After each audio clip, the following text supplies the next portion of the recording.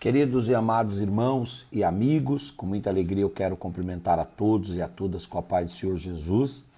Dizer que é um privilégio muito grande falar com vocês hoje, dia 10 de abril de 2020.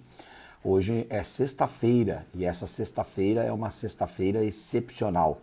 É a chamada Sexta-feira de Páscoa ou Sexta-feira da Paixão. E nós estamos entrando hoje, efetivamente, no chamado feriado da Páscoa. Aqui em Barueri nós estamos vivendo uma situação atípica porque estamos nos submetendo ao isolamento social, ao afastamento e ao distanciamento social. Cada família está ficando dentro da sua casa e nesse período nós estamos cumprindo as determinações do prefeito municipal aqui de Barueri, também do governador de São Paulo, do Ministério da Saúde, da OMS. Estamos experimentando e passando por essa experiência que tem sido diferente para nós. Eu estava lendo recentemente que no Brasil nós só tivemos um isolamento social e uma epidemia com essa grandeza no século XX, quando aconteceu também no Brasil a chamada gripe espanhola, que dizimou muita gente. E depois de lá para cá, nós nunca tivemos esse cerceamento da liberdade, esse cerceamento da ida e vinda, tão agudo quanto nós estamos vivendo agora. Então é algo diferente. E em todas as áreas isso precisa ser repensado, a vida precisa ser reanalisada e repensada. Em relação, por exemplo, à administração pública, isso está sendo repensado. Em relação à vida religiosa, isso está sendo repensado. Então, é muito interessante. É um momento novo para nós, como seres humanos, nos reinventarmos, nos ressignificarmos. E isso é, por um lado, muito pesado, mas por outro, algo interessante. E no meio dessa quarentena vem aí então esse feriado que é religioso e que é importantíssimo, que é o feriado de Páscoa, a Páscoa cristã aqui no Brasil. E quando nós pensamos em Páscoa, nós como cristãos, nós como evangélicos, nós como protestantes, nós como pentecostais, nós temos que nos lembrar do texto da primeira carta de Paulo aos irmãos de Corinto, no capítulo de número 5, 1 aos Coríntios 5, 7, quando ele diz assim: lançai fora o velho fermento para que sejais nova massa, como de fato sois, sem fermento, pois também Cristo, nosso Cordeiro Pascal, foi imolado por nós, sendo ele a nossa Páscoa. Então aqui está escrito que Cristo é o nosso Cordeiro Pascal, Cristo é a nossa Páscoa. E quando o apóstolo São Paulo está fazendo referência à Páscoa aqui, associando a Páscoa a Cristo, é claro que Paulo está tendo em mente um evento que aconteceu dentro da história dos judeus, dentro da história de Israel. Se nós retornarmos do nosso tempo, dos dias atuais, cerca de 3.500 anos, e se nós retornarmos dos dias de Paulo, 1.500 anos, nós vamos chegar lá no Egito, no ano 1500 aproximadamente, por volta de 1500 a.C. E o que tinha acontecido ali? Os hebreus, que tinham sido levados para o Egito por José, que tinham morado na cidade de Gósen, as tribos se dividiram e cresceram ali, então entraram lá no Egito cerca de 75 pessoas e viveram em paz por 300 anos. Nesses 300 anos, essas 75 pessoas chegaram a 3 milhões de pessoas. Houve um crescimento, uma densidade, uma intensificação demográfica considerável. Daí, depois de 300 anos que os hebreus estavam dentro do Egito, albergados e guardados ali, o povo de Israel cresceu. Houve paz e eles cresceram e prosperaram. Quando eles estavam extremamente fortalecidos, o governo egípcio, por meio do imperador Faraó, ele disse, olha, o povo está crescendo e daqui a pouco os hebreus vão tomar o Egito de nós. Chegou o momento de nós estabelecermos alguns tratamentos rígidos contra os hebreus. E aí estabeleceu uma série de perseguições contra os hebreus, colocando os hebreus para trabalhar como escravos, colocando as meninas hebreias para trabalhar nas casas egípcias, colocando os filhos dos hebreus para servirem nos campos, nas fábricas de tijolos, de modo que o povo de Israel começou a ser oprimido, começou a ser penalizado, começou a ser isolado, segregado, discriminado, começou a ser maltratado, até que isso avançou a ponto dos hebreus serem violentados fisicamente, agredidos fisicamente, e depois disso serem presos, agredidos e assassinados.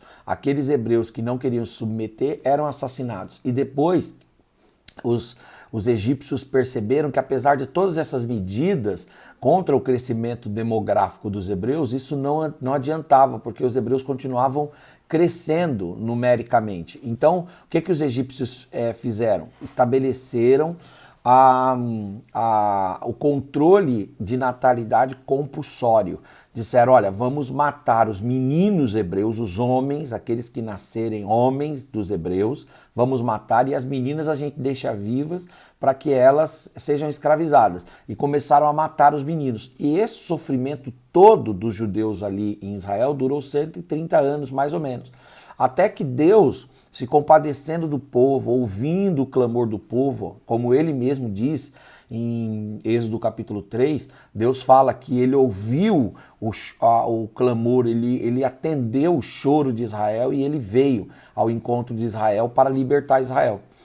Os egípcios estavam fazendo tudo isso com os hebreus e no meio desta prática violenta, horrível, os hebreus começaram a clamar a Deus. Deus então ouviu e separou um casal chamado Joquebede, que era a mulher, e o Anrão, que era o homem. E aí Deus permitiu que a Joquebede ficasse grávida. A Joquebede escondeu a gravidez, não deixou ninguém perceber que ela estava grávida. Um menino nasceu, Moisés, e esse Moisés então foi protegido pela mãe, que colocou o menino num cestinho, e esse cestinho desceu pelo Nilo, e para uma prova, uma demonstração do poder e da soberania de Deus, esse menino Moisés, que era filho dos hebreus, esse menino caiu na mão da filha do faraó. E a filha do faraó amou o menino. A filha do faraó desejou criar o menino e tirou ele das águas. Daí o nome Moisés, que significa tirado das águas. Esse Moisés foi levado para dentro do palácio, viveu 40 anos ali e foi aculturado em toda a ciência egípcia. O Charles Swindoll, ele diz que Moisés foi preparado para ser faraó.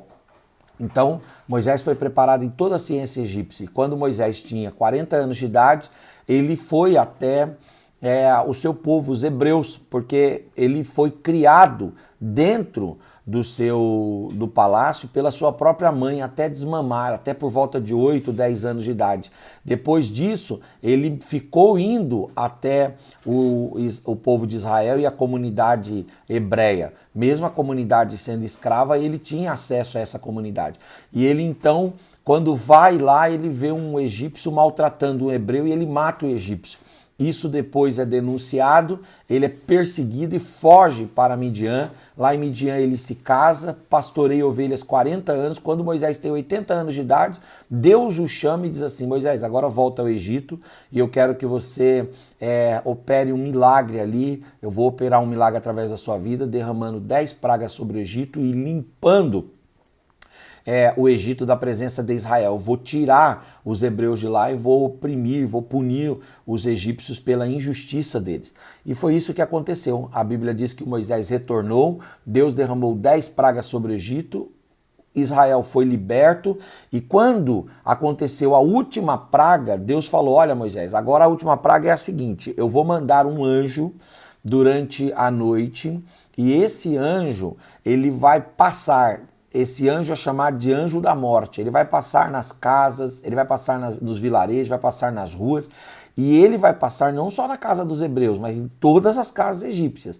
E ele vai matar o primogênito daquela casa que não tiver sangue de cordeiro nos umbrais da porta. E aí Deus vai e fala, e eu vou estabelecer agora aqui uma festa para vocês. Então, preste atenção como vai ser essa festa. O nome dessa festa vai ser Páscoa. E essa palavra Páscoa vem do hebraico pechar, ou pessar, ou passar, que quer dizer passagem, quer dizer saída, quer dizer transição. Então, diz respeito à saída, à passagem, diz respeito ao momento em que Israel sai do Egito. E ele diz, olha, o nome dessa festa é Páscoa, vocês vão celebrar hoje para marcar como hoje o dia da libertação de vocês do Egito. Mas vocês vão celebrar essa Páscoa todos os dias, todos os anos daqui para frente. Vai ser instituída essa Páscoa como regra para vocês. E a Páscoa vai durar cerca de 7 dias. E essa Páscoa vai ser marcada pelos ajuntamentos das famílias, por louvor a Deus, por pregações, por salmos que serão lidos na Páscoa, e também vocês vão matar um cordeiro nessa Páscoa. As famílias menores vão matar um cordeiro menor e 2 famílias vão dividir o cordeiro, porque o cordeiro é para unir as famílias. E aí então vocês vão se alimentar desse cordeiro, também vão se alimentar de ervas amargas, vocês vão tomar vinho, vocês vão cantar, celebrar o meu nome, e esta festa vai rememorar a vocês, vai relembrar a vocês o dia que eu libertei vocês do Egito. O Moisés mandou Israel fazer isso, o povo hebreu matou os cordeiros, entraram dentro de casa, celebraram a festa, mas nos umbrais das portas, nos portais das portas, nos batentes, tinha ali a marca do sangue do cordeiro passado, o sangue mesmo de cordeiro passado. Daí então o anjo da morte passou naquele dia e matou todos os primogênitos egípcios, mas na casa dos hebreus nenhum primogênito morreu, porque quando o anjo da morte vinha e olhava o sangue do cordeiro na porta, o anjo da morte ele não entrava naquela porta. Assim aconteceu a primeira Páscoa. Os hebreus finalmente no dia seguinte foram libertos, atravessaram o deserto, chegaram na terra de Canaã depois de 40 anos, se estabeleceram na terra de Canaã onde estão até hoje. É claro que passaram por muitas coisas, mas onde estão até hoje, e até hoje os hebreus comemoram a Páscoa. Quando chega no Novo Testamento, o Senhor Jesus, num dia de Páscoa, ou no período da festa de Páscoa, estabelece uma nova festa, a chamada festa da ceia. Ele estabelece o momento em que uma nova aliança é fechada, não agora com Israel apenas, mas com o mundo todo. Não agora baseado no sangue do cordeiro animal, mas baseado no sangue de Jesus. E a partir daí, Jesus estabelece a ceia, Jesus estabelece o Novo Testamento, Jesus estabelece o novo pacto, a nova aliança, não com base apenas nos símbolos hebreus, mas com base no sangue dele. É o sangue da nova aliança em Cristo Jesus, que é o sangue do Senhor. A partir dali, acontece então a distinção entre a festa da Páscoa judaica e a festa da Páscoa ou da ceia cristã. Porém, os apóstolos, eles eram hebreus e eles continuam cultivando a comemoração da Páscoa, não mais como os hebreus, matando um animal, nem ficando dentro de casa necessariamente, nem passando sangue desse animal nos umbrais das portas, nem comendo ervas amargas, tomando vinho. Não, os cristãos pegaram o símbolo da Páscoa, aplicaram a ceia e tem sido assim. Porém, a partir do primeiro século, os cristãos começaram a aplicar a Páscoa simbolicamente. E Paulo, aqui em 1 Coríntios 5, 7, ele vai dizer, olha, irmãos, os hebreus têm a Páscoa deles e nós temos a nossa Páscoa. E a nossa Páscoa baseia-se em quem? Não num cordeiro animal que derrama o seu sangue, o sangue dele é espargido sobre os umbrais das portas, e aí então esse sangue traz proteção e livramento. Não é isso. A nossa Páscoa está firmada na pessoa de Jesus. Cristo é a nossa Páscoa. Por que Cristo é a nossa Páscoa? Em primeiro lugar, porque ele é o Cordeiro de Deus. O Cordeiro de Deus que veio para tirar o pecado do mundo. Na antiga aliança, o Cordeiro ele cobria pecados, mas não apagava os pecados.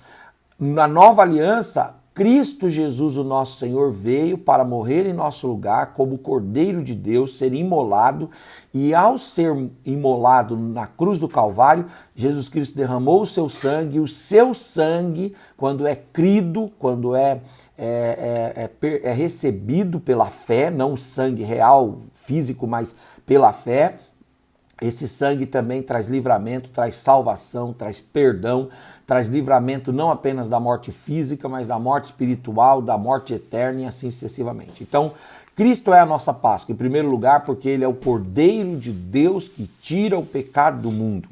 Cristo é a nossa Páscoa, em segundo lugar, porque pelo seu sangue na cruz do Calvário, pela sua morte na cruz do Calvário, aconteceu a passagem para nós. A passagem do quê? Os hebreus foram livres do Egito para o deserto e, por sua vez, para Canaã.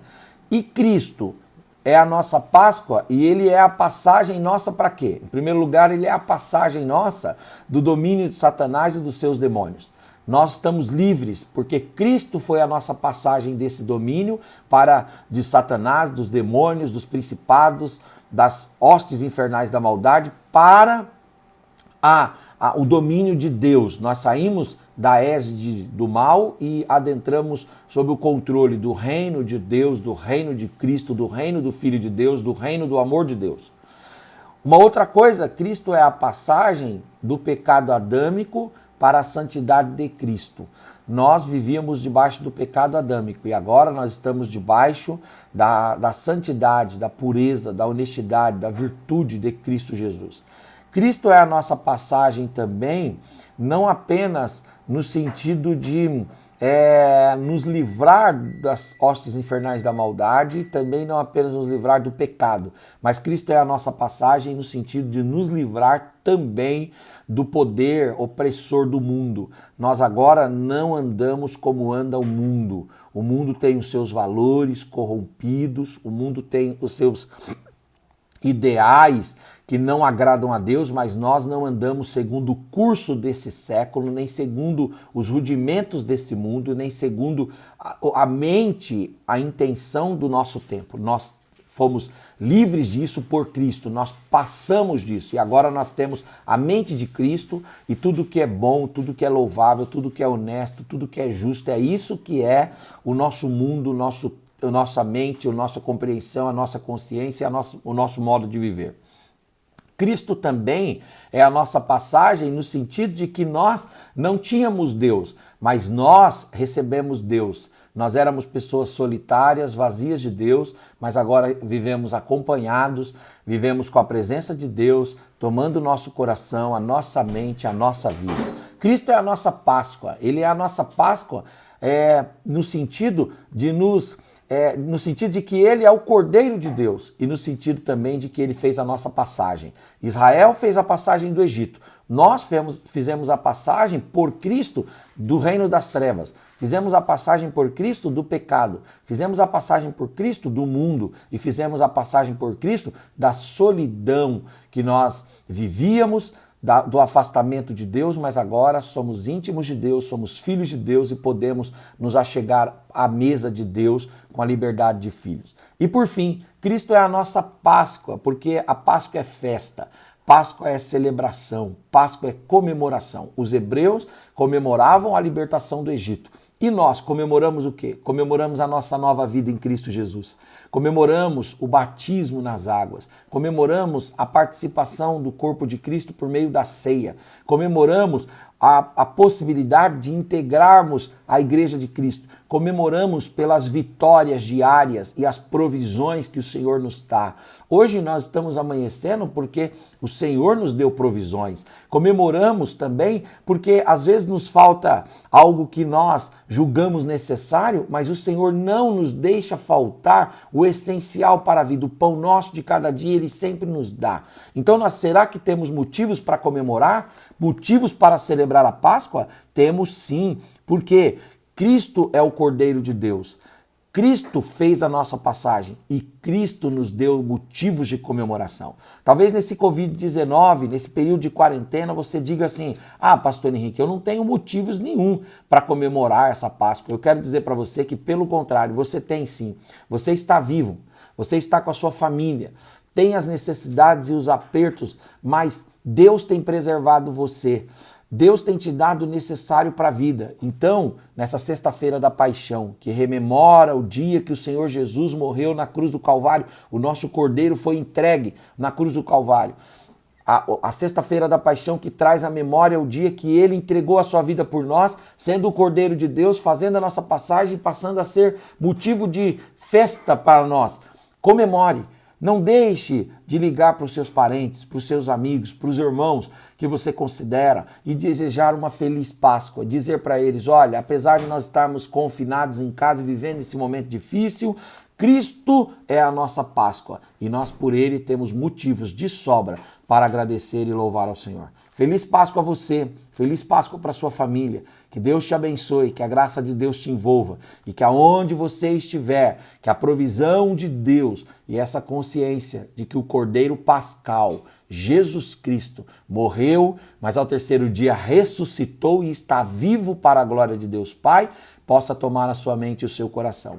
Deus te abençoe, em nome de Jesus. Um grande abraço, queridos. Paz do Senhor.